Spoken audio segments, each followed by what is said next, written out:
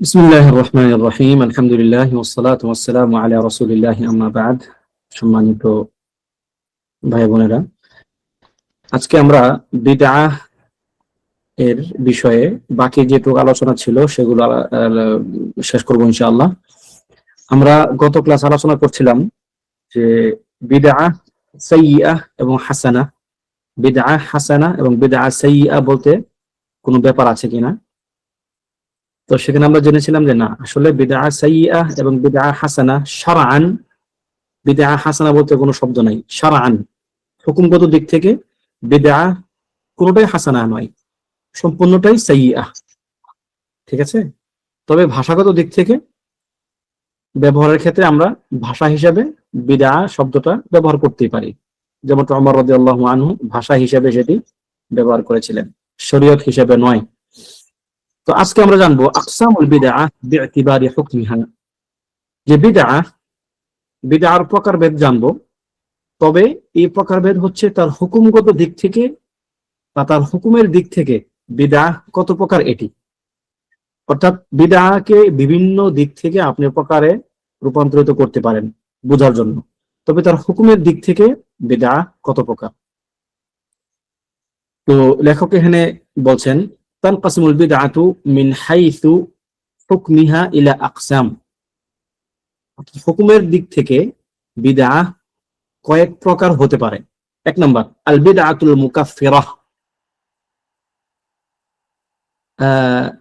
যে বিদআত মানুষকে কাফের বানিয়ে দেয়, অর্থাৎ যে বিদআত করার কারণে কেউ কাফের হয়ে যায়। ওয়াহিয়া মা সাবাতা ফিহা দালিলুন ইয়াদুল্লু আলা আন্না ফাইলাহা কাফির কাসুআলি আহলিল কুবুরি ওয়াত তাওয়াফি আলাল কুবুরি ওয়াস সুজুদি লিগায়রিল্লাহ, যেই বিদআত করলে বা যে কাজটা করলে একজন ব্যক্তির কাফের হয়ে যাওয়ার ব্যাপারে শরীয়তে সরিহ নাস এসেছে, সরিহ দলিল এসেছে, সেটা কোরআন থেকে হোক অথবা সুন্নাহ থেকে হোক, ওই রকম বিদআত যদি কেউ করে তাহলে সে কাফের হয়ে যাবে। যেমন সুআলি আহলিল কুবুর, কবরবাসীর নিকট কোনো কিছু চাওয়া, মৃত ব্যক্তি সে মারা গিয়েছে, তার কাছে গিয়ে কোনো কিছু চাওয়া, যে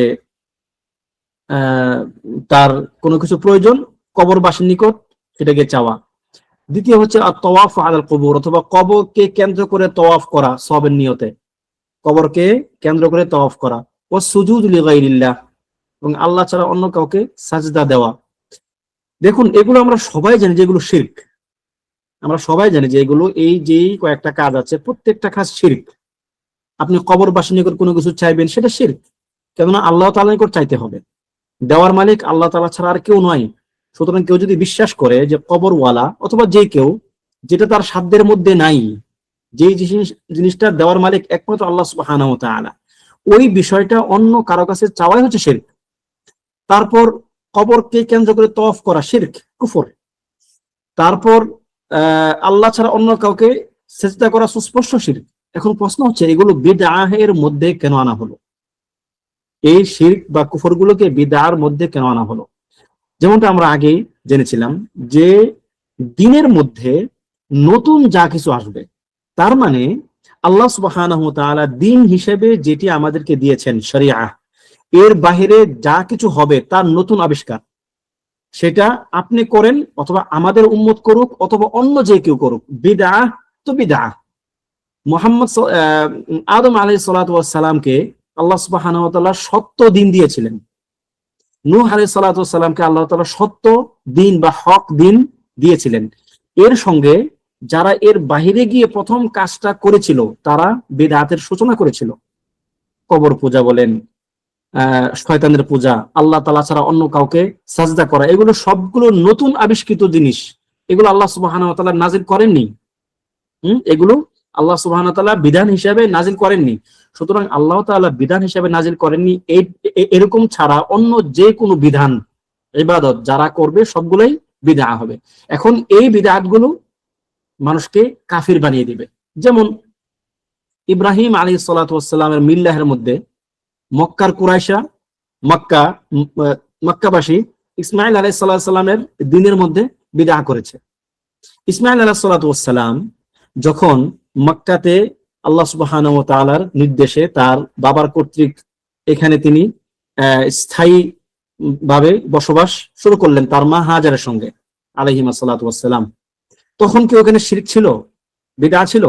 ছিল না। তখন ছিল একমাত্র কি আপনার ইব্রাহিম আলাইহিস সালাতু ওয়াসসালামের যে মিল্লাহ, তার যে ধর্ম আল্লাহ তাআলার পক্ষ থেকে তিনি যেটি প্রাপ্ত হয়েছিলেন তারা সেটা মানতেন এবং তার বংশধারা ওইভাবেই সেখানে প্রতিষ্ঠিত হয়েছিল।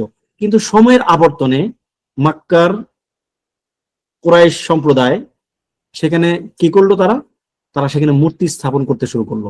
এই যে তারা যখন থেকে মূর্তি স্থাপন করতে শুরু করলো তখন থেকে তারা ইব্রাহিম আলাইহিস সালাতু ওয়াসসালামের মিল্লাহ বা তার দ্বীনের মধ্যে নতুন কিছু ঢুকাইতে শুরু করলো এবং এই যে নতুন কিছু ঢুকলো সেখানে, সেগুলো হয়ে গেল তাদেরকে ইসলাম থেকে বিনষ্টকারী বিষয়।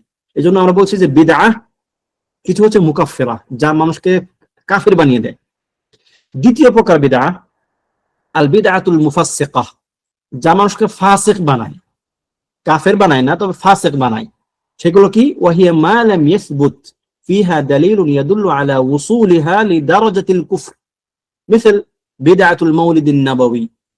এটি হচ্ছে এমন বিদআহ যে বিদআটা মানুষকে কুফরের পর্যায়ে নিয়ে যায় না, তার দ্বারা কোনো কুফর সাব্যস্ত হয়েছে এমন কোনো কাজ সংগঠিত হয় না, শরীয়তে সরিহ ভাবে কুফর এবং কোনো ব্যাপার সে করে না, তবে নতুন আবিষ্কার করে যেগুলো কুফরের পর্যায়ে পৌঁছে না। তখন সে কি হয়? তখন সে ফাসিক হয়, তখন সে ফাজির হয়, অপরাধকারী হয়, অন্যায়কারী হয়, মুজরিম হয়। ঠিক আছে? তাহলে এই প্রকার বিদআহ যে করবে, যার বিদআটা কুফরের পর্যায়ে পৌঁছবে না, তাকে বলা হচ্ছে বিদআতুল মুফাসসিকাহ। ঠিক আছে? এবং সেই ব্যক্তি ফাসিক বলে বিবেচিত হবে। যেমন এখানে একটু উদাহরণ দেওয়া হয়েছে, মিসাল বিদআতুল মাউলিদিন নবী সাল্লাল্লাহু আলাইহি ওয়াসাল্লাম, নবী সাল্লাল্লাহু আলাইহি ওয়াসাল্লামের জন্মদিন মৃত্যুদিন পালন করা। এই ব্যাপারটার ব্যাপারে সুস্পষ্টভাবে কুফর এই কথাটা শরীয়তে কোথাও সাব্যস্ত হয়নি, কিন্তু এটা বিদআহ, কারণ এটা মানুষ ইবাদত স্বরূপ করে। এখন নবী সাল্লাল্লাহু আলাইহি ওয়াসাল্লামের ঈদে মিলাদুন নবী, সকল ঈদের সেরা ঈদ কি? ঈদে মিলাদুন নবী, এই কথাটা যারা বলেন সুস্পষ্ট একটা বাতিল কথা, একটা হারাম কথা এটা। এবং এই কথা বলার পরে যারা এই অনুষ্ঠানটা পালন করেন তারা বিদআহ করেন। এই ব্যাপারটা আমাদেরকে বুঝতে হবে। ঠিক আছে? এরকম আরো অনেক কিছু হতে পারে, মাউলিদিন নবী সাল্লাল্লাহু আলাইহি ওয়াসাল্লাম সহ আরো অনেক কিছু হতে পারে। মানে এখানে আমার প্রশ্ন হচ্ছে এটা যে মাউলিদুন নবী সাল্লাল্লাহু আলাইহি ওয়াসাল্লাম এটি পালন করা যাবে না, কারণ কি? মানে আমরা গত ক্লাস বা তার আগের ক্লাসে কিছু কওয়ায়েদ পড়েছিলাম, যে কওয়ায়েদ গুলোর ভিত্তিতে আমরা বিদআকে সাব্যস্ত করতে পারি। যে বিদআর কিছু কওয়ায়েদ, যে কওয়ায়েদ গুলো যদি আপনার মুখস্থ থাকে, মাথায় থাকে, আপনি বুঝতে পারবেন যে বিদআহ এটি কেন হলো। তাহলে নবী সাল্লাল্লাহু আলাইহি ওয়াসাল্লামের মাউলিদ বা তার জন্মদিন মৃত্যুদিন এগুলো পালন করা বিদআহ আমরা কেন বলছি? কিসের ভিত্তিতে? কি বলতে পারবেন? কোন কায়দার ভিত্তিতে? তারকুন নবী সাল্লাল্লাহু আলাইহি ওয়াসাল্লাম, তারকুস সাহাবা। হ্যাঁ, তারকুন নবী চলে, তবে প্রধানত হচ্ছে তারকুস সাহাবা। সাহাবীগণ রাদিয়াল্লাহু আলাইহিম আজমাইন, তারা নবী সাল্লাল্লাহু আলাইহি ওয়াসাল্লামের জন্মদিন পালন করেননি, অথচ তারা ছিলেন নবী সাল্লাল্লাহু আলাইহি ওয়াসাল্লামের সবচেয়ে কাছের এবং তারা তাকে সবচেয়ে বেশি ভালোবাসতেন, তারা তার সবচেয়ে বেশি আনুগত্য করতেন। এমন পৃথিবীতে এমন কোন ব্যক্তি, এমন কোন গোষ্ঠী আসবে না যারা সাহাবায়ে আজমাইনের চেয়ে বেশি ভালোবাসতে পারে, তাদের চেয়ে বেশি তার আনুগত্য করতে পারে। যে আহসান, একজন বললেন যে সাহাবীদের সময় এটি করার সুযোগ ছিল তবুও তারা করেননি। যদি এমন হতো, মিলাদুন নবী পালন করার সুযোগ তখন ছিল না, হয়তোবা এগুলো পালন করতে যা যা করা লাগে বা যে যে পরিস্থিতি হয় সেই পরিস্থিতিগুলো তখন তাদের যুগে ছিল না, বিধায় তারা করেননি। তাও একটা যুক্তি ছিল না। ঈদে মিলাদুন নবী পালন করার সুযোগ তখনও ছিল, এখন আছে। ব্যাপারটা এমন না যে উড়োজাহাজ লাগে, যে ঈদে মিলাদুন নবী পালন করতে উড়োজাহাজ লাগে অথবা মোটর কার লাগে, গাড়ি লাগে, যা তাদের আমলে ছিল না, বিধায় তারা করেন নাই। ব্যাপারটা এমন না, বরং তাদের সময় এটা সুন্দরভাবেই তারা করতে পারতেন এবং আমরা এখন যেভাবে করি তার চেয়ে ভালোভাবে তারা সেটা কি করতে পারতেন, কিন্তু তারা করেননি। সুতরাং যেটা তাদের আমলে করার সুযোগ ছিল তবুও তারা করেননি, সেটি আমাদের আমলে করা বিদআহ, ইবাদতের নিয়ত। ঠিক আছে? আচ্ছা, তাহলে এটা ক্লিয়ার হলো।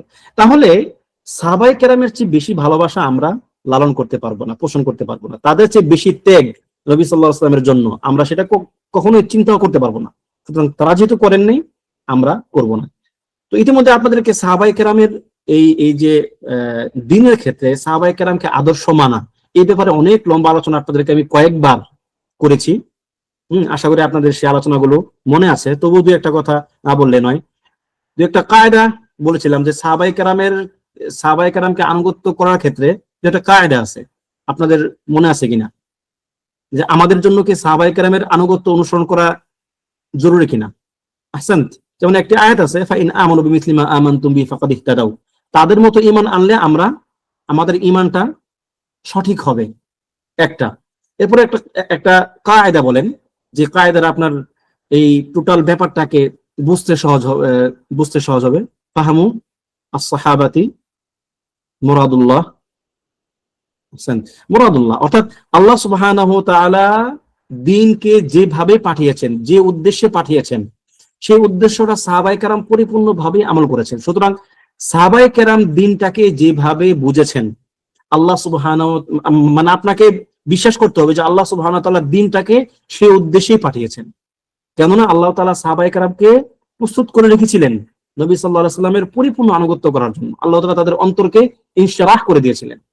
ঠিক আছে? সুতরাং তারা দ্বীনের বিষয়গুলো যেভাবে বুঝবেন, আমাদেরকে এর বাহিরে গিয়ে নতুন কোনো পন্থায় বোঝা যাবে না। এই নতুন করে বুঝতে গিয়েই খাওয়ারিজরা প্রথম পথভ্রষ্ট হয়ে গেছে, নতুন করে বুঝতে গিয়ে রাওয়াফিদরা পথভ্রষ্ট হয়ে গেছে, নতুন করে বুঝতে গিয়ে কাদেরিয়া, জাহমিয়া, মুরজিআ, যত ভ্রান্ত দলগুলো আছে, তারা একমাত্র সাহাবায়ে কেরামের বুঝ থেকে বের হয়ে গিয়ে নতুন করে দ্বীনটাকে বুঝতে যাওয়ার কারণে তাদের এই হালত হয়েছে। সুতরাং আমাদেরকে কখনোই সাহাবায়ে কেরামের কওল এর বাইরে যাওয়া আমাদেরকে যাবে না। তাদের ইজমা যেই বিষয়গুলোতে কখনোই তাদের ইজমায়ের খেলাফ কোনো কাজ করা যাবে না। এজন্য আমি সর্বশেষ একটা কায়দা বলেছিলাম যে কুল্লু কাউলিন ইখালিফু কাউল আস-সাহাবা অথবা কুল্লু কালামিন ইখালিফু কাউল আস-সাহাবা ফাহুয়া বাতিল। এমন সকল কথা, যে কথাগুলো সাহাবায়ে কেরামের ইজমা বা তাদের কওলকে মুখালিফ হয়ে যায়, তাদের কওলের মুখালিফ হয়, তাহলে ওই কথা বাতিল। ওই কথা বিনা দ্বিধায় বাদ দিয়ে দিবেন, গ্রহণ করবেন না। ঠিক আছে? ওটাকে পরিত্যাগ করবেন। তাহলে এখানে মাউলিদুন নবী হচ্ছে এমন একটি বিদআহ যা মানুষকে কাফের তো বানায় না, তবে মুফাসসিকাহ বা তাকে ফাসিক বানিয়ে দেয়। তৃতীয় নম্বর হচ্ছে বিদআতুন লা তাসিলু লিহাদ্দিল ফিসক, এমন বিদআহ যা ফাসিক বলার মতো পর্যায়ে পৌঁছে না, তার নিচে। যেমন কাবিদআতিদ দুআ ইল জিমাঈ বাদা আস-সালাওয়াত, প্রত্যেক ফরজ সালাতের পরে সমষ্টিকভাবে মুনাজাত করা, এটা একটা বিদআহ, কোনো সন্দেহ নাই, এটা একটা বিদআহ। তবে এটা এমন বিদআহ না যা ব্যক্তিকে একদম ফাসিক বানিয়ে দিবে, মানে তাকে আপনি ফাসিক বলবেন যে আপনি ফাসিক, বা তাকে আপনি ফাসিক মনে করবেন, ভাববেন, এরকম নয়। তবে এর চেয়ে কি নিচু দরজার। যেমন এবং কি যিকরু আলা হাইআতিল ইজতিমাঈ বিসাউতিন ওয়াহিদ, এবং সকলে মিলে একসাথে জিকির করা একটা শব্দে, আল্লাহ আল্লাহ ইত্যাদি। আমরা এগুলো জানি বাংলাদেশের প্রেক্ষাপটে।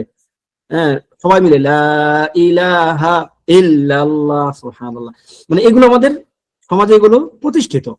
তাহলে এই যে সকলে মিলে একসাথে আমল করা, সকলে মিলে একটা জিকির বলা, সকলে মিলে একটা জিকির করা, এই সকলে মিলে একটা জিকির একই সুরে করা, এটা সাহাবায়ে কেরামের সময় তারা করতে পারতেন, কিন্তু তারা করেননি। নবী সাল্লাল্লাহু আলাইহি ওয়াসাল্লামের সময় তিনি করতে পারতেন, তিনি করেননি। সুতরাং এটা আমরা এখন আর করবো না। তবে এগুলো যদিও এগুলো কি ফাসিকের পর্যায়ে নিবে না, লেখকের বক্তব্য। তবে এখানে আমি একটা তালিক করতে চাই, এটা জাস্ট আপনারা মাথায় রাখবেন আর কি। যেমন এখানে মূলত বিদআ, যদি আপনি বিদআ মুকাফফিরা এবং বিদআ মুফাসসিকা বলেন, তাহলে এটাই চলবে। কেননা এই যে যেটা লেখক যদি এখানে উদ্দেশ্য করেছেন যে বড় পাপ, বড় গুনাহ, এর পর্যায়ে নেওয়া হচ্ছে মুফাসসিকা, আর যেটা একদম ছোট সাধারণ, ওটাকে তিনি যে মুফাসসিকার নিচে রেখেছেন। মূলত এই পার্থক্যটা না করলেও চলবে, কোনো সমস্যা নেই। মুফাসসিকা এবং মুকাফফিরা, মুকাফফিরা মানে তাকে একদম কাফের বানিয়ে দিবে, মুফাসসিকা হচ্ছে কি সে পাপী হবে। তবে এই পাপটা তার ভিন্ন স্তরের হতে পারে। যেমন এখন আমরা যেটা বললাম, সবাই একসাথে মিলে জিকির করলো, এটা হয়তো সামান্য, বা এটা হয়তো একটু ছোট পাপ, এটা হলো কি আপনার ছোট বিদআহ। আর যেটা মাউলিদুন নবী পালন করা, সেটা একটু বড় পাপ, কোনটা একটু আপনার কুফরের পর্যায়ে পৌঁছেনি। তবে এগুলোকে মানে আলাদা করে যদি আর ভাগ করতে পারেন, তবে ভাগ না করলেও সমস্যা নাই, ব্যাপারটাকে আমাদের বুঝে আসবে ইনশাআল্লাহ। তাহলে আমরা লেখকের এখানে যেই মানহাজ নিয়ে তিনি লিখেছেন আমরা সেটাই পড়ি। তা হচ্ছে কি বিদআ মুকাফফিরা একটা, দ্বিতীয় হচ্ছে বিদআ মুফাসসিকা, একটা হচ্ছে বিদআতুন লা তাসিলু লিহাদ্দিল ফিসক অথবা দুনাল ফিসক, বিদআতুন দুনাল ফিসক, ফাসিকের নিচে যে বিদআত গুলো আছে। আল্লাহ আমাদেরকে সকল প্রকার বিদআ থেকে হেফাজত করুন। কোনো বিদআ, কোনো কিছুকে সহজ মনে করবেন না, কোনো কিছুকে এটা ভাববেন না যাচ্ছে এটা তো সামান্য পাপ। যারা একটা জিনিস, একটা মূলনীতি মাথায় রাখবেন, যারা কোনো সামান্য পাপ কাজকে সামান্য মনে করে, তাদের এই সামান্য মনে করাটা তাদেরকে আরো বড় একটা পাপের দিকে নিয়ে যাবে। এই জন্য কোনো পাপকে সামান্য ভেবে ওই পাপের উপর কন্টিনিউ কি টিকে থাকা যাবে না বা অটল থাকা যাবে না, এটা হারাম। কারণ দাওয়াম, একটা জিনিস কন্টিনিউয়াসলি করতে থাকা, এটি মানুষের পাপের রাস্তা খুলে দেয়। শয়তান এটাই চায় প্রথমে, যে একটা ছোট্ট পাপ হোক কিন্তু এই পাপে সে রেগুলার থাকুক, একটা সামান্য অপরাধ হোক এই পাপটাতে সে রেগুলার হয়ে যায়। যখন আপনি একটা পাপ আপনার কাছে রেগুলার হয়ে যাবে, আপনার কাছে নর্মাল হয়ে যাবে, তখন এই পাপটা আপনাকে এই পাপের বড় সংস্করণগুলো যেগুলো আছে অথবা তার চেয়ে বড় কোনো পাপ সেদিকে আপনাকে সে ধাবিত করবে। আপনার দৃষ্টি, আপনি যখন রাস্তায় যাচ্ছেন, দৃষ্টি মাঝে মধ্যে পড়ে যাচ্ছে কোন একটা হারাম কিছুর দিকে, আপনি নির্দিষ্টভাবে জানেন যে এই জায়গাতে একটা হারাম জিনিস আছে, একটা হারাম দৃশ্য আছে রাস্তায় অথবা আপনার ডিভাইসে অথবা আপনার ঘরের কোনো একটা নির্দিষ্ট জায়গায়, কিন্তু আপনি এটাকে যেহেতু ইচ্ছা করে আপনি ওখানে নজর দিচ্ছেন না, আপনি এটাকে খুব একটা গুরুত্ব দিলেন না। আপনার এই আপনার অনিচ্ছাকৃত নজর একবার, দুইবার, তিনবার, চারবার, পাঁচবার, 10 বার যখন যাচ্ছে, এক সময় ওই ব্যাপারটা আপনার নিকট নর্মাল হয়ে যাবে। এবং এটাই কাফেরদের একটা বিরাট বড় একটা একটা সফলতা আমাদের সমাজে, যে তারা আমাদের নিকট বড় বড় পাপগুলোকে আস্তে আস্তে আস্তে আস্তে নর্মালাইজেশন করতে করতে করতে গিয়ে একদম সাধারণ বানিয়ে ফেলছে তারা। শুরুতে কিন্তু এমন ছিল না। মানে চিন্তা করতে পারেন যে একজন ব্যক্তি, মানে একজন ব্যক্তিকে আমি ব্যক্তিগতভাবে চিনতাম, তার মধ্যে বেশ কিছু সমস্যা ছিল, আল্লাহ তাআলা আমাদের হেফাজত করুন যাবতীয় পাপ থেকে। তার মধ্যে মানে আমাদের যুব সমাজে যে সমস্যাগুলো থাকে আর কি, মেয়ে ঘটিত, প্রেম ঘটিত কিছু কিছু সমস্যা ছিল। তো তাকে আমি নসিহত করতাম যে ভাই আপনি এই কাজগুলো, মানে আল্লাহকে ভয় করেন, আল্লাহকে ভয় করে আপনি হারাম ত্যাগ করেন, আল্লাহ তাআলা আপনাকে এর চেয়ে ভালো জিনিস দান করবেন। বলছে যে মানে সে আমাকে খুব সম্মান করতে হবে যে ভাই দেখেন আসলে বিশ্বাস করেন আমি মানে মানে আসলে শব্দ আপনাদের দিকে জাস্ট বোঝার জন্য বলতেছি আর কি। সে বলতেছে দেখেন আমি এই মেয়েটার সঙ্গে আমার সম্পর্ক অনেকদিন থেকে, বিশ্বাস করেন আমি কোনো অন্যায় করি নাই। চিন্তা করেন, মানে তার কাছে সে কিন্তু নর্মালি সে যাচ্ছে, ঘুরতেছে, গল্প করতেছে, সারাক্ষণ ফোনে কথা বলতেছে, কিন্তু তার কাছে পাপ মানে কি জানেন? তার কাছে পাপ হচ্ছে ওই মেয়ের সঙ্গে তাকে জিনা করতে হবে। জিনা করার আগ পর্যন্ত সে খুব ভালো মানুষ, যে আমাদের প্রেমটা খুব পবিত্র। মানে কি, যে আমাদেরকে আমাদের সমাজ এখন এরকম করে ফেলছে যে যেই যেই কাজগুলো মানে অনেক বড়, সহজ না, কিন্তু এই কাজগুলো আমাদের নিকট সহজ হয়ে গেছে এখন। এখন আমরা এগুলোকে পাপ ভাবতে পারতেছি না এখন আর। একটা মেয়ের সঙ্গে আমার দেখা হবে, একটা ছেলের সঙ্গে আমার কথা হবে, মেয়ে হলে ছেলের সঙ্গে, ছেলে হলে মেয়ের সঙ্গে দেখা হবে, কথা হবে, দু একটা হাই হ্যালো হবে, ভাবিনি হবে, এটা মানে এটা তো খুব একটা একটা নর্মাল জিনিস, পবিত্র প্রেম মাআদাল্লাহ। দেখেন এইভাবে কিন্তু মানুষ আস্তে আস্তে এই সহজ ছোট ছোট জিনিসগুলো থেকে একসময় সে বড় পাপগুলো করে ফেলবে, একসাথে হাঁটবে, ঘুরবে, স্পর্শ করবে, তার কাছে তখন সেগুলো কিছু মনে হবে না। আমি ওই ঘটনা শুনে মানে আমি থানা হয়ে গেলাম যে একজন ব্যক্তি কেমনে চিন্তা করতে পারে যে সে একটা মেয়ের সঙ্গে গিয়ে ঘুরতেছে, রীতিমতো সে ডেট করতেছে, কিন্তু সেকে সে খারাপ মনে করতেছে না। চিন্তা করতে পারতেছেন আপনি এবার? তো এইভাবে মন্দ কাজকে কখনো নর্মাল করে ফেলবেন না, সেটা শাহাওয়াত হোক, শুবহাত হোক, মানে আপনার দিলের কোনো সন্দেহ সংশয় যা আপনার মধ্যে আছে সেটাকে কন্টিনিউ করতে দিবেন না। আপনার মধ্যে কোনো শাহাওয়াত আছে, কোনো একটা মন্দ কাজের প্রতি আপনার আকৃষ্ট হয়ে যাওয়ার তুমুল সম্ভাবনা, মানে ওটাকে নর্মাল করে ফেলবেন না। দেখবেন ওইটা আপনাকে আরো বড় পাপের দিকে নিয়ে যাবে। বিদআর ক্ষেত্রে একই একই কথা। কোনো বেদাতকে ছোট বেদাত ভাববেন না, সামান্য জিনিস ভাববেন না। যখন জানবেন যেটা বেদআত, সাথে সাথে এর থেকে বিরত থাকবেন। ঠিক আছে? আল্লাহ তাআলা আমাদেরকে বিদআত, শিরক সহ সকল পাপ থেকে হেফাজত করুন, আমিন। এরপর লেখক এখানে ওয়ালা তাকুন বিদঈয়ান, তুমি বিদআতি হইও না, এই শব্দের পরে বললেন কেন? লাআল্লাকা তুফলিহু, আই ইযা ফাআলতা মা আমারতুকা বিহি ফি হাযিহিল ওয়াসায়া সালাস ফাআরজু লাকাল ফালাহা ওয়াস সাআদাতা ফিদ দারাইন। আমি তোমাকে এখানে যে তিনটি নির্দেশনা দিলাম, ঠিক আছে, তামাসসাক বিহাবলিল্লাহ, হ্যাঁ, তারপরে যে বিদআতি না হওয়া ইত্যাদি, যে কয়েকটি নির্দেশ তোমাকে আমি ইতিমধ্যে দিলাম, তুমি যদি এগুলো মেনে চলো তাহলে তুমি দুনিয়া এবং আখিরাতে কি হবে?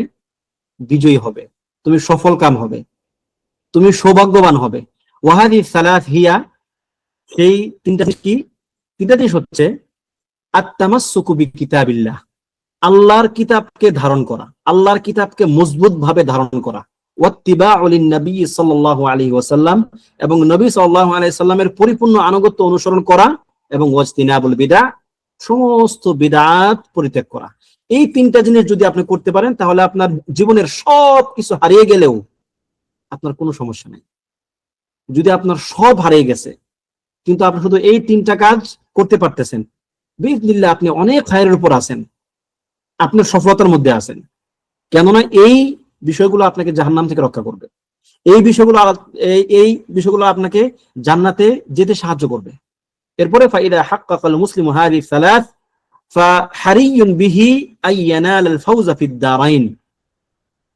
যদি এই তিনটা কাজ কেউ করে, এই তিনটা আমল যদি কেউ বাস্তবায়ন করে, তার দুনিয়া এবং আখিরাতে সফল হওয়ার সম্ভাবনা বা সফল হওয়ার সম্ভাবনা কি অনেক বেড়ে যাবে। কেননা এই তিনটা জিনিস মানুষকে আল্লাহ সুবহানাহু ওয়া তাআলার সন্তুষ্টির দিকে নেবে এবং তার ক্রোধ থেকে রক্ষা করবে। তা হচ্ছে কি কি? আত-তামাসসুকু বিকিতাবিল্লাহ, আল্লাহর কিতাবকে ধারণ করা শক্তভাবে, ওয়াত্তিবাউ লিন-নবী সাল্লাল্লাহু আলাইহি ওয়াসাল্লাম, আল্লাহর নবী সাল্লাল্লাহু আলাইহি সাল্লামকে আল্লাহ তাআলার নির্দেশে পরিপূর্ণ আনুগত্য করা, তাকে মেনে চলা, এবং ওয়াজতিনাবুল বিদআ, সমস্ত বিদআ, নতুন আবিষ্কৃত চিন্তা চেতনা, কর্ম, কথা সহ সবকিছু থেকে নিজেকে দূরে রাখা, কিতাব সুন্নাহ গ্রহণ করা, বিদআ থেকে দূরে থাকা। এই তিনটা কাজ যদি আমরা করতে পারি বিইজনিল্লাহ আমাদের সফলতা কেউ ঠেকাতে পারবে না, আমাদের সফলতা কেউ ঠেকাতে পারবে না। আল্লাহ তাআলা আমাদেরকে সফল করুন দুনিয়া এবং আখিরাতে।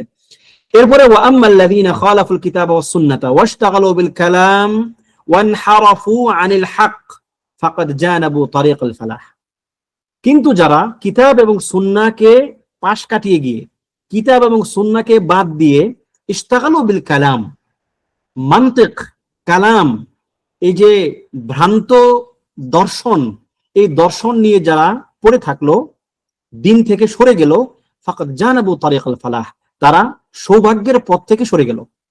এজন্য ইমাম আশ-শাফিঈ রাহিমাহুল্লাহ বলেন, মারতাদা আহাদুনিল কালাম ফাআফলাহ, এমন একজন ব্যক্তিও পাবা না যে ব্যক্তি কালাম শাস্ত্রকে গ্রহণ করেছে, কুরআন সুন্নাহ বাদ দিয়ে যে কালাম চর্চা করেছে এবং সে সফল হয়েছে। এটা সম্ভব না, অসম্ভব যে একজন ব্যক্তি কালাম চর্চা করবে, দর্শন চর্চা করবে, কিন্তু অবশ্যই সফল হবে, সেটা সম্ভব না। লেখক কিন্তু এখানে এই বিষয়টাকে উদ্দেশ্য করেছেন যে যখন আপনার আকীদা, আপনার ফিকরা, যে আকীদা আপনার জীবনের আমলকে নিয়ন্ত্রণ করবে, যা আল্লাহ তাআলার সঙ্গে আপনার সম্পর্ককে নিয়ন্ত্রণ করবে, এই ব্যাপারটা যদি সঠিক না হয়, কোরআন সুন্নাহ, পরিপূর্ণ কোরআন সুন্নাহ মোতাবেক না হয়, বরং বিদআহ এর সঙ্গে ঢুকে যায়, তাহলে এই ব্যক্তি সফল হবে কিভাবে? এবং আমাদের আকীদার ক্ষেত্রে উম্মতে মুহাম্মাদের উপরে প্রথম যে আঘাতটা এসেছে, ঠিক আছে, আকীদার ক্ষেত্রে, তা হচ্ছে কি, এই যে আপনার কি বলে, ফালাসিফাদের দর্শন, ফালসাফা দর্শন। কেন আমাকে আমার আকীদার বিষয়গুলোকে দর্শন দিয়ে বুঝতে হবে? কোন কারণে সেটা? কেন আমার দিনকে অপূর্ণাঙ্গ? আল-ইয়াওমা আকমালতু লাকুম দীনাকুম ওয়া আতমামতু আলাইকুম নি'মাতি ওয়া রাদিতু লাকুমুল ইসলাম দীনা। আল্লাহ তাআলা বলছেন, আজকের দিনে আমি তোমাদের জন্য দিনকে পরিপূর্ণ করে দিলাম। তো যদি আল্লাহ সুবহানাহু ওয়া তাআলা বিদায় হজ্জের দিন, অর্থাৎ নবী সাল্লাল্লাহু আলাইহি ওয়াসাল্লাম এর জীবনের শেষের দিনগুলোতে নাযিলকৃত আয়াত এটা, যদি তখন দিন পরিপূর্ণ হয়ে থাকে, তাহলে দিনকে বোঝার জন্য নতুন আবিষ্কৃত কোনো ফিকরা আমাকে কেন আনতে হবে? তার মানে আমার ভিতরে মানে কানাআ নাই, বা আমি এটা দিল থেকে মানতে পারতেছি না যে দিন পরিপূর্ণ। এটা হচ্ছে সবচেয়ে বড় অপরাধ গুলোর মধ্যে একটি। এই জন্য যাদের মধ্যে এই রোগ ঢুকেছে, কালামের রোগ, কালাম বুঝেন তো নাকি, তর্কশাস্ত্র, তর্কশাস্ত্র বলতে একটা কিছুকে যুক্তি তুক্তি দিয়ে বুঝতে চাওয়া, সোজাসুজি না বোঝা। এই পেশগুজ দিয়ে বুঝতে যাওয়ার রোগ যাদের মধ্যে আছে তারা সহজে হেদায়েত পায় না, তারা সহজে হক বুঝতে পারে না। খুব সহজ মানে খুব সহজ সরল জিনিস তারা সহজে বুঝবে না, তারা এটাকে পেঁচাবে, ঘোরাবে, এরপরে খাবে। এটা সমস্যা।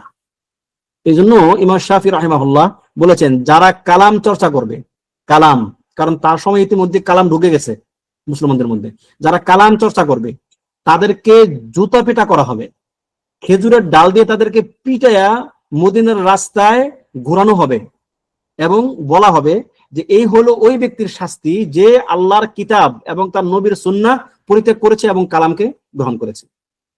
সত্য কথা এগুলো। এবং আমাদের মানে আইমে মুজতাহিদিন যারা ছিলেন প্রত্যেকে একই কথা, বরং তারা সামান্য সামান্য কালামি ভাব তারা পছন্দ করতেন না। এমনকি সাহাবায়ে কেরামের সময় এটা হয়েছিল। যেমন আপনাদেরকে এটা বলেছিলাম কয়েকদিন আগে যে মা আয়েশা রাদিয়াল্লাহু আনহাকে এক মহিলা, এক জারিয়া, এক দাসী জিজ্ঞেস করতেছে, কেন আমরা হায়েজের সময় সিয়াম ভাঙলে সেটাকে আমরা কাজা করব, কিন্তু সালাত না পড়লে সেটাকে আমরা কাজা করব না কেন? তিনি তার উত্তরের প্রথম শব্দ কি ছিল? আহারুরিয়াতিন আনতি, তুমি কি হারুরি নাকি? তুমি কি খারেজি নাকি? তোমার মধ্যে এই প্রশ্ন আসবে কেন? কেন তোমাকে দিনটাকে যুক্তি দিয়ে বুঝতে হবে? যেটা তোমার আকলে ধরতেছে না, তোমাকে কেন সেটা আকল খাটাইয়া বুঝে নিয়ে তারপর সেটাকে আমল করতে হবে? না, নির্দেশ তো নির্দেশ। আল্লাহ নবী সাল্লাল্লাহু আলাইহি ওয়াসাল্লামের সময়ে আমরা সিয়াম ভঙ্গ হলে সেটাকে কাজা করতাম, সালাত ভঙ্গ হলে হায়েজের কারণে আমরা সেটা কাজা করতাম না, বাস কারণ এটাই, এর অন্য কোনো কারণ নাই। কিন্তু না, কালামিরা এটা মানবে না, তারা সব কিছুকে পেঁচাবে, পেঁচাইতে পেঁচাইতে পেঁচাইতে পেঁচাইতে এটাকে অনেক বেশি ভারী করে ফেলবে, এরপরে বাদ দিয়ে দিবে যে না, এটা আসলে এই আমাদের যুক্তিতে এটা খাটে না, সুতরাং এটা বাদ। বিশেষ করে আল্লাহ সুবহানাহু ওয়া তাআলার সিফাতের ক্ষেত্রে তাদের মারাত্মক রকমের মানে ভ্রান্তি, কোন কোন ভ্রান্তি তো সেটা কুফরের পর্যায়ে যায়, কুফরের পর্যায়ে চলে যায়। জাহম বিন সফওয়ানের ভ্রান্তি আপনারা সবাই জানেন আশা করি। যুক্তি দিয়ে দেখছে যে না, এখন আল্লাহ সুবহানাহু ওয়া তাআলার কোন সিফাত সাব্যস্ত করা সম্ভব না, বাস বাদ দিয়ে দিছে, আলাতুল বাদ দিয়ে দিছে, মুআত্তালা হয়ে গেছে সে। তাহলে এভাবে কোনো কিছু আপনার মতো করে কোনো কিছু বোঝা যাবে না, বরং সাহাবায়ে আজমাইন নবী সাল্লাল্লাহু আলাইহি ওয়াসাল্লামকে যেভাবে অনুসরণ করেছেন আমাদেরকে ঠিক হুবহু সেভাবেই নবী সাল্লাল্লাহু আলাইহি ওয়াসাল্লামকে অনুসরণ করতে হবে। আল্লাহ তাআলা আমাদেরকে সেই তৌফিক দান করুন, আমিন। এরপরে লেখক বলতেছেন, ওয়াদিন বিকিতাবিল্লাহি ওয়াস সুনানিল্লাতি আতাত আর রাসূলিল্লাহি তানজু ওয়া তারবাহু। এবং তুমি দিন, ওয়াদিন মানে হচ্ছে কি, দিন মানে ফি'ল আমর মুশতাক মিন আদ-দিয়ানাহ, যে তুমি দিন হিসেবে লালন করো, দিন হিসেবে তুমি এটাকে তোমার অন্তরে বিশ্বাসে লালন করো। কি লালন করো? বিকিতাবিল্লাহি ওয়াস সুনান, আল্লাহর কিতাবকে তুমি দিন হিসাবে মানো, অন্য কিছু না, আল্লাহর কিতাব এবং ওয়াস সুনানিল্লাতি আতাত আর রাসূলিল্লাহ, এবং ওই সুন্নাহকে তোমার দিন হিসাবে মানো যা নবী সাল্লাল্লাহু আলাইহি ওয়াসাল্লামের পক্ষ থেকে তোমার নিকট এসেছে। তাহলে কি হবে? তানজু ওয়া তারবাহু, তুমি মুক্তি পাবে জাহান্নাম থেকে, ওয়া তারবাহু, এবং জান্নাতে গিয়ে তুমি লাভবান হবে। ঠিক আছে? লেখক এখানে বলতেছেন, ওয়াল মুরাদ ইত্তাবি ফি দীনিকা কিতাবাল্লাহি ওয়া সুন্নাতান নবী সাল্লাল্লাহু আলাইহি ওয়াসাল্লাম, দিন পালনের ক্ষেত্রে কোরআন এবং সুন্নাহ মানতে হবে। দিন পালনের ক্ষেত্রে কোরআন সুন্নাহর বাইরে যাওয়া যাবে না। আল্লাহ নবী সাল্লাল্লাহু আলাইহি ওয়াসাল্লাম বলেছেন, তারাকতু ফীকুম আমরাইন, আজকের দিনে আমি তোমাদের নিকট দুটি জিনিস একই রেখে যাচ্ছি। লান তাদিল্লু ইন তামাসসাকতুম বিহিমা, তোমরা যদি এই দুটি জিনিস শক্তভাবে ধারণ করো তোমরা কখনোই পথভ্রষ্ট হবে না। লান তাদিল্লু মানে কি? লাম তাদিল্লু না, লান তাদিল্লু, কখনোই পথভ্রষ্ট হবে না। লান লিতাবিদ, যদিও সব সময় না, কিন্তু এখানে লিতাবিদ, যে তোমরা কখনোই, তোমরা জীবনে কোনোদিন তোমরা পথভ্রষ্ট হবে না যদি তোমরা এই দুইটা জিনিসকে পরিপূর্ণভাবে ধারণ করো। তা হচ্ছে কি? কিতাব আল্লাহি ওয়া সুন্নতি, আল্লাহর কিতাব এবং আমার সুন্নাহ। আল্লাহর কিতাব হচ্ছে মূল, কিন্তু আল্লাহর কিতাবকে আমি যেভাবে আমল করেছি সেটা কি? সুন্নাহ। সুতরাং কিতাব হচ্ছে আমাদের দস্তুর, আমাদের সংবিধান, এবং এই সংবিধানের ব্যাখ্যা হচ্ছে সুন্নাহ, আপনার হাদিস, এবং এই হাদিসের বাস্তব কাজ হচ্ছে কারা? সাহাবায়ে আজমাইন। এই তিনটা জিনিস যদি ধারাবাহিকভাবে আপনার মাথায় থাকে, যে কোরআন, সুন্নাহ, ফাহমুস সাহাবা, আল কোরআন ও সুন্নাহ আলা ফাহমিস সাহাবা, এইটা আপনার জন্য একটা মূলনীতি, তাহলে বিইজনিল্লাহ আপনি কখনোই পথভ্রষ্ট হবেন না। কিন্তু শুধুমাত্র কোরআন এবং সুন্নাহ বিদুন ফাহমিস সাহাবা, সাহাবায়ে কেরামের ফাহাম ছাড়া না, তখন সেটা আবার সমস্যা তৈরি হবে। তাহলে কি আল কোরআন ওয়াস সুন্নাতু বিফাহমিস সাহাবা, অথবা আল কোরআন ওয়াস সুন্নাহ আলা ফাহমিস সাহাবা, এইটা আপনার একটা শিয়ার বানিয়ে নেন, একটা একটা মানে একটা এটাকে কি বলে, একটা মার্কা বানিয়ে নেন, নিয়ে আপনার ব্রেনের মধ্যে সেটাকে টানিয়ে রাখেন যে আমার দিন হচ্ছে এটা, আল কোরআন ওয়াস সুন্নাহ আলা ফাহমিস সাহাবা, বাস, বিইজনিল্লাহ কোনোদিন পথভ্রষ্ট হবেন না। এরপর হচ্ছে কওলুহু ওয়াস সুনানিল্লাতি, আস-সুন্নাতু ফিল লুগাতি, ভাষাগত দিক থেকে সুন্নাহ হচ্ছে হিয়া তারিকা, পদ্ধতি, ধরন। আম্মা ফিল ইসতিলাহ আশ-শারঈ ইনদাল মুহাদ্দিসিন, মুহাদ্দিসিনদের নিকট, হাদিস শাস্ত্রবিদদের নিকট সুন্নাহ এর পরিভাষা হচ্ছে মা সাবাতা আনির রাসূলি মিন আকওয়ালিহি ওয়া আফআলিহি ওয়া তাকরিরাতিহি, যে নবী সাল্লাল্লাহু আলাইহি ওয়াসাল্লামের পক্ষ থেকে তার আকওয়াল, তার বলা কথা, তার আফআল, তার কর্ম, এবং তার তাকরিরাত, তার স্বীকৃতি, যে তিনি বলেন নাই, করেন নাই, তবে অন্য কেউ করেছেন, তিনি সেটাকে নিষেধ করেন নাই, স্বীকৃতি দিয়েছেন। এই তিনটা জিনিস যদি রাসূল সাল্লাল্লাহু আলাইহি ওয়াসাল্লামের পক্ষ থেকে সাবিত হয়, তাহলে সেটাই সুন্নাহ। তাহলে কি বললাম, আল্লাহর নবী সাল্লাল্লাহু আলাইহি ওয়াসাল্লামের কথা এবং তার কর্ম এবং তার স্বীকৃতি, এই তিনটা জিনিস যদি সাবিত হয়, শর্ত কি সাবিত হইতে হবে, সাবিত হলে সেটাই সুন্নাহ। এবং এটি ওয়াহাদা তারিফু ইয়াশমালু উমুমা মা ওয়ারাদা আনিন নবী সাল্লাল্লাহু আলাইহি ওয়াসাল্লাম, এবং এই সংজ্ঞাটি নবী সাল্লাল্লাহু আলাইহি ওয়াসাল্লামের পক্ষ থেকে যত যা কিছু বর্ণিত হয়েছে তার সকল কিছুকে শামিল করে নেয় বা ব্যক্ত করে নেয়। তাহলে ওয়ান নাযিম ইশিরু বিহাদাল বাইত ইলা মাসাদিরিত তালাক্কি ইনদা আহলি সুন্নাহ, এখানে নাযিম রাহিমাহুল্লাহ, যিনি কবিতাটি সংকলন করেছেন বা রচনা করেছেন, তিনি মূলত এখানে আহলুস সুন্নাহ জামাআর নিকট মাসাদিরুত তালাক্কি, অর্থাৎ দলিল গ্রহণের মাসদার, সূত্রগুলো কি কি, তিনি সেদিকে ইঙ্গিত করতেছেন। এটা কিন্তু খুব গুরুত্বপূর্ণ জিনিস কিন্তু এটা, কারণ মাসদারুত তালাক্কি এটা একটা বিরাট বড় একটা মাসআলা, এবং এই ক্ষেত্রে যারা মুবতাদি তারা পথভ্রষ্ট হয়ে গেছে। মাসদারুত তালাক্কির মাসআলায় অনেকের সঙ্গে আমাদের ইখতিলাফ আছে, যারা আহলুস সুন্নাহ জামাআহ তাদের সঙ্গে অন্যদের মারাত্মক সমস্যা আছে মাসদারুত তালাক্কি নিয়ে, ঠিক আছে? তাহলে আপনাকে মাসদারুত তালাক্কিটা বুঝতে হবে। মাসদার মানে সূত্র, তালাক্কি মানে নেওয়া, পাওয়া।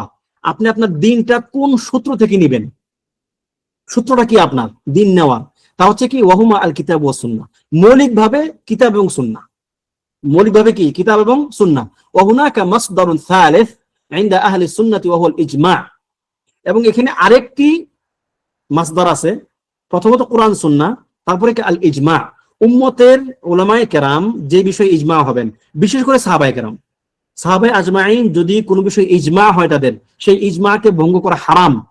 এরপরে উম্মতের উলামায়ে কেরাম থাকবেন, উম্মতের উলামায়ে কেরাম যদি কোনো বিষয়ে ইজমা হয় তাদের, তাহলে ওই ক্ষেত্রে এর বিরুদ্ধে যাওয়া যাবে না। কেন আল্লাহ সুবহানাহু ওয়া তাআলা বলেছেন ওয়া মান ইউশাকিকির রাসূল মিন বা'দি মা তাবায়্যানা লাহুল হুদা ওয়া ইয়াত্তাবি' গায়রা সাবিলিল মুমিনিন নুওয়াল্লিহি মা তাওয়াল্লা, যে ব্যক্তি আল্লাহর রাসূলের বিরুদ্ধে আচরণ করবে, তার সঙ্গে বিরুদ্ধ পক্ষ অবলম্বন করবে, তার নিকট সত্য বাণী স্পষ্ট হওয়ার পরেও, এবং সে ওয়াত্তাবি' গায়রা সাবিলিল মুমিনিন, এবং মুমিনদের পথ ছাড়া ভিন্ন কোনো পথ অবলম্বন করবে।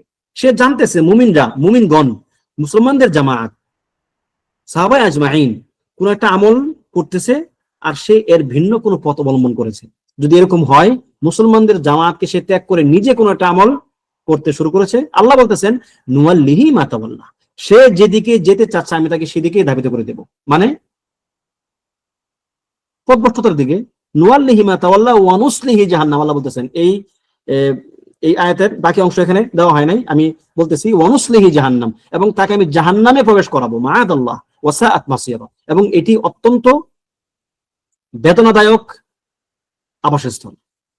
তাহলে ইজমায়ের খেলাফ করা যাবে না, ইজমায়ের খেলাফ করা যাবে না, এবং ইজমা আমাদের একটি মাসদারুত তালাক্কি শরীয়তের গ্রহণ করার ক্ষেত্রে। আম্মাল মাসদারুর রাবি', চতুর্থ মাসদার হচ্ছে কি ফাহুয়াল কিয়াস। কিয়াস, কিয়াস মানে তুলনা করা, শরীয়তের নির্দিষ্ট একটা দলিলের উপর তুলনা করে ইজতিহাদ করে ভিন্ন একটা মাসআলা বের করা। যেমন ওয়া হুয়া ইলহাকুল ফারঈ বিল আসলি ফিল হুকমি লিইল্লাতিন তাজমাউ বাইনাহুমা, মানে একটা হুকুমের সঙ্গে, একটা মূল হুকুমের সঙ্গে তার শাখাগত কিছু হুকুমকে জড়িত করে দেওয়া, কেননা তাদের যে ইল্লাহ বা একটা কারণ, ওই কারণটা দুইজনের দুই ক্ষেত্রেই সেম, সমান। একটা হচ্ছে মূল হুকুম, এই যে হুকুমের ব্যাপারে সুস্পষ্ট দলিল আসছে কোরআন সুন্নাহ থেকে, আর একটা হচ্ছে যেটার ক্ষেত্রে সুস্পষ্ট সারিহ দলিল আসে নাই, কিন্তু এই ক্ষেত্রে আপনার একটা হুকুম এখন দরকার। তখন আপনি যদি এই হুকুমের সঙ্গে এই হুকুমের কারণ মিলে যায়, ইল্লাহ মিলে যায়, তখন সেটা সেম পর্যায়ের হবে, এবং এটা হচ্ছে কিয়াস। যেমন একটা উদাহরণ দিচ্ছি আপনাদেরকে। যেমন ধরুন আল্লাহ সুবহানাহু ওয়া তাআলা মদকে হারাম করেছেন। মদ হারাম না হালাল? মদ হারাম না হালাল? মদ হারাম, তাই কিনা? এটা একটা মানে সব আপনারা জানেন। মদকে হারাম করা, তাহলে মদ হচ্ছে কিনা আসল, তার হুকুম কি? হারাম। এখন বর্তমান সময় আমাদের মদ নামে চলে না, কিন্তু ভিন্ন নামে চলে এরকম অনেক ওষুধ আছে, যেমন ফেন্সিডিল, অথবা এরকম আমি জানি না এখন কি এগুলো আছে কিনা, বা আরো নিত্য নতুন কোনো মাদক দ্রব্য আসছে কিনা, হয়তো আসছে, অনেক আছে। ধরেন এইগুলোকে এখন মানুষ মদ নামে চিনতেছে না, কিন্তু এখন এর উপর তাহলে আপনার হুকুম হবে কি? যদি মদ যে কারণে হারাম, যদি একই কারণ এই ওষুধের মধ্যে থাকে, সেম কারণ, তাহলে ওই মদের যে হুকুমটা থাকবে, এই হুকুম এই নামে পরিচিত জিনিসের উপরেও তখন ওই হুকুম বর্তাবে, এবং এটা হচ্ছে কিয়াস। এটা কি? কিয়াস। যদি আপনি এরকম কিয়াস না করেন, তাহলে আপনি নিত্য নৈমিত্তিক সমস্যাগুলোর সমাধান করতে পারবেন না। আপনাকে কিয়াসের আশ্রয় নিতে হবে।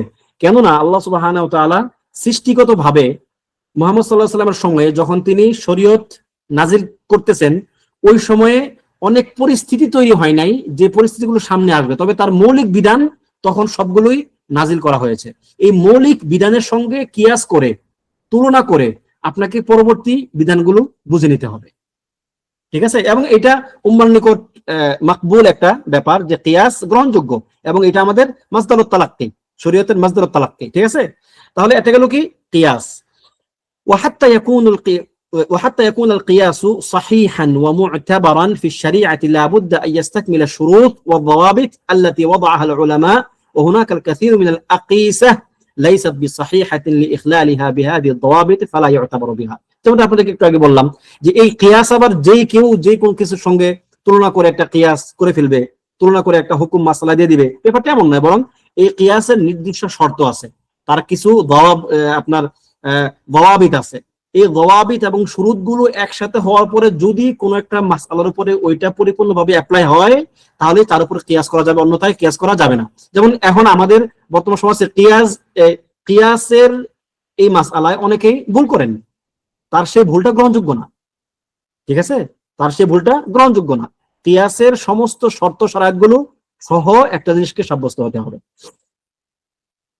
এরপরে وهناك مصادر غير هذه المصادر الأربعة قال بها بعض أهل العلم، ولكن القول الصحيح أن مصادر التلقي المعتمدة عند أهل السنة هي هذه المصادر، وفي المصدر الرابع خلاف مشهور।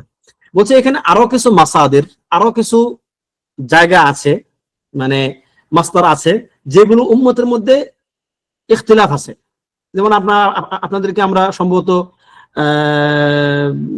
মাদখাল ইলা উলুমিশ শারিয়া ওই কিতাবের মধ্যে আমরা এটা আলোচনা করেছিলাম যে এই চারটা হচ্ছে সবাই এই বিষয়ে একমত, কোরআন এবং সুন্নাহর ক্ষেত্রে, এবং ইজমা এর ক্ষেত্রে একমত, কিন্তু কিয়াসের ক্ষেত্রে একটু ইখতিলাফ আছে, কিছুটা ইখতিলাফ আছে, তবে এটাও উম্মত গ্রহণ করে নিয়েছে। বাকি যেগুলো আছে, ঠিক আছে, বাকি আরো কিছু আছে, যেমন কাউলুস সাহাবা এবং মাসলাহাতুল মুরসালা ইত্যাদি আরো দুই তিনটা আছে। ওইগুলোর ক্ষেত্রে হচ্ছে কি আপনার মানে কিছুটা ইখতিলাফ রয়ে গেছে, তবে কাউলুস সাহাবা এটা অধিকাংশ উলামায়ে কেরামের মতে এটা মাসদার। যদি কোনো সাহাবী কোনো একটা কওল বলেন, একটা কথা বলেন, তাহলে সেটাও শরীয়তের মাসদার হিসেবে বিবেচিত হবে। ঠিক আছে? বিইজনিল্লাহ।